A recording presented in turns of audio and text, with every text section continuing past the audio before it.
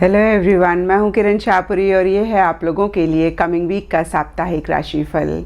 ये 12 जुलाई से लेकर 18 जुलाई तक की आपकी टैरो रीडिंग्स हैं, टैरो प्रेडिक्शंस हैं। और सबसे पहले, अगर अभी तक आपने इस चैनल को नहीं सब्सक्राइब किया तो प्लीज़ लाइक, शेयर और सब्सक्राइब करें। इसके साथ साथ अगर आप डेली टैरो रीडिंग में इंटरेस्टेड हैं तो आप मेरा इंस्टा पेज भी विज़िट कर सकते हैं, जिसका लिंक आपको नीचे डिस्क्रिप्शन बॉक्स में मिल जाएगा। और दूसरी बात, इस रीडिंग को आप किसी भी साइन के हिसाब से देख सकते हैं। Sun sign, moon sign, ascendant या फिर नाम के हिसाब से भी राशियां होती हैं।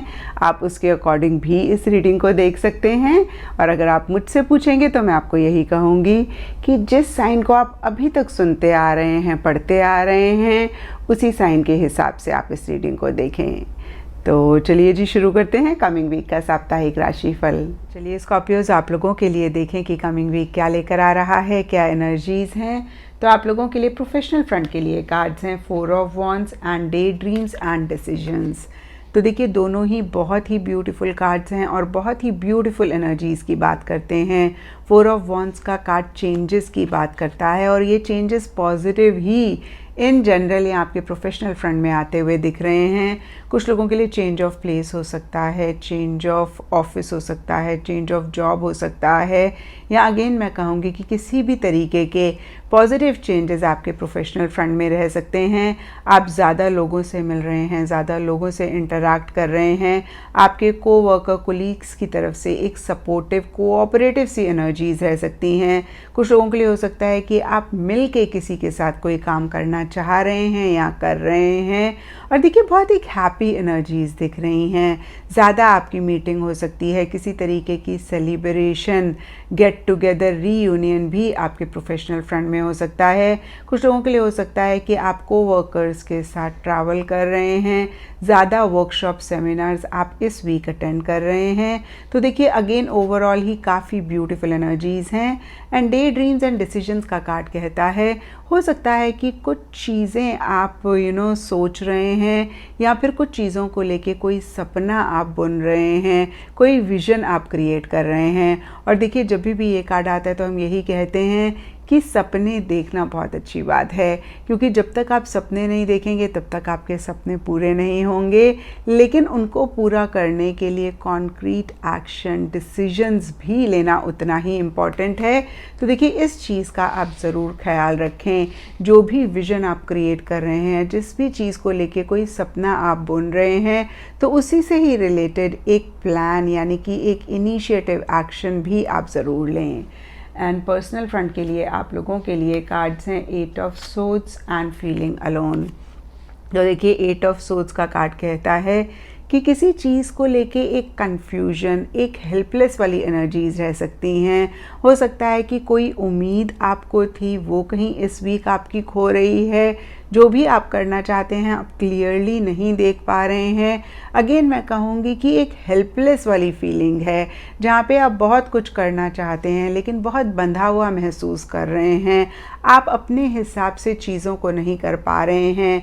किसी तरीके की रिस्ट्रिक्शंस हैं, लिमिटेशंस हैं। कुछ लोगों के लिए ये रिस्ट्रिक्शंस, ये लिमिटेशंस उन्हीं के थॉट की वजह से हो सकती हैं, उनके बिलीफ सिस्टम की वजह से हो सकती हैं, या फिर ये लिमिटेशंस, ये रिस्ट्रिक्शंस एक्सटर्नल हो सकती हैं। जो भी आप चाह रहे हैं उससे रिलेटेड कहीं आपको एक स्मूथ गोइंग नहीं मिल रही है। और देखिए, यहाँ पे फीलिंग अलोन का कार्ड कहता है, इसी वजह से या तो आप एक अकेलापन चाह रहे हैं या फिर एक अकेलापन आप महसूस कर रहे हैं। कुछ लोगों को लिटरली ऐसा लग सकता है कि भाई कोई भी आपके साथ नहीं है, कोई भी आपके सपोर्ट के लिए नहीं है। और देखिए, अगेन कुछ लोग हो सकता है कि एक अकेलापन चाह रहे हैं, जहाँ पे किसी से ज़्यादा मिलना नहीं चाह रहे हैं, पर्सनल फ्रंट में ज़्यादा किसी से बातचीत नहीं करना चाह रहे हैं। जो भी आप महसूस कर रहे हैं, किसी से शेयर नहीं कर रहे हैं या नहीं करना चाह रहे हैं। तो देखिए, प्रोफेशनल और पर्सनल फ्रंट के लिए एकदम से कॉन्ट्ररी एनर्जीज़ हैं। प्रोफेशनल फ्रंट के लिए 4 ऑफ वॉन्ड्स का कार्ड कहता है आप ज़्यादा लोगों से मिल रहे हैं। एंड पर्सनल फ्रंट के लिए फीलिंग अलोन का कार्ड कहता है या तो आप एक अकेलापन चाह रहे हैं या महसूस कर रहे हैं। तो देखिए स्कॉर्पियोज़, मैं आपको यहाँ पे यही कहूँगी कि सबसे पहली चीज़ ये वीकली रीडिंग है, तो बहुत बड़ा कोई मसला नहीं दिख रहा है, छोटी मोटी सी चीज़ें दिख रही हैं और नया वीक आएगा तो नई एनर्जीज़ आएंगी ही। लेकिन जो भी हो, इन एनर्जीज़ में से अपने आप को निकालने का आप एक एफ़र्ट, एक मेहनत ज़रूर करें, क्योंकि मैंने हमेशा कहा है एनर्जीज़ दलदल की तरह होती हैं। अगर हम एक एफ़र्ट नहीं करते उनमें से निकलने के लिए तो हम बहुत डीप जाते हैं। और आपने अपनी लाइफ में एक्सपीरियंस भी करा होगा, एट टाइम्स हमारा किसी से बात करने का मन नहीं करता है, कहीं जाने का मन नहीं करता है, और जब कोई लव्ड वन हमें ज़बरदस्ती बाहर ले जाता है तो सबसे पहले तो हम उनसे लड़ाई करते हैं कि नहीं मन कर रहा ना, प्लीज़ मुझे छोड़ दो अपने हाल पर। लेकिन जब वो हमारी नहीं सुनते हैं, हमें ज़बरदस्ती बाहर ले आते हैं, तो थोड़ी देर बाद हम कहते हैं यार अच्छा हुआ तुम बाहर ले आए, क्योंकि बाहर आके ना अच्छा लग रहा है। ऐसे ही जो भी एनर्जीज़ हैं, बहुत इम्पॉर्टेंट है कि आप खुद से एक एफ़र्ट करके उनमें से बाहर निकलें।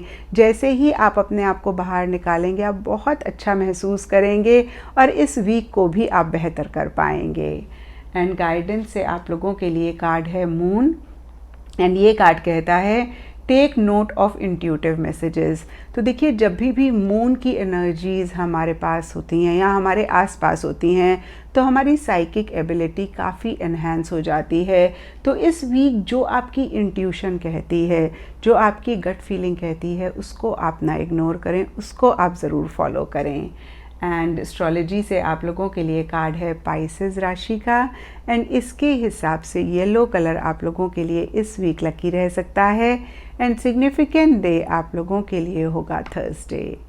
तो ये था स्कॉर्पियोज़ आप लोगों के लिए कमिंग वीक का साप्ताहिक राशिफल। और नीचे मुझे कमेंट सेक्शन पे ज़रूर बताएं कि ये कितना आपके साथ रेजोनेट किया, कितना आप कनेक्ट कर पाए।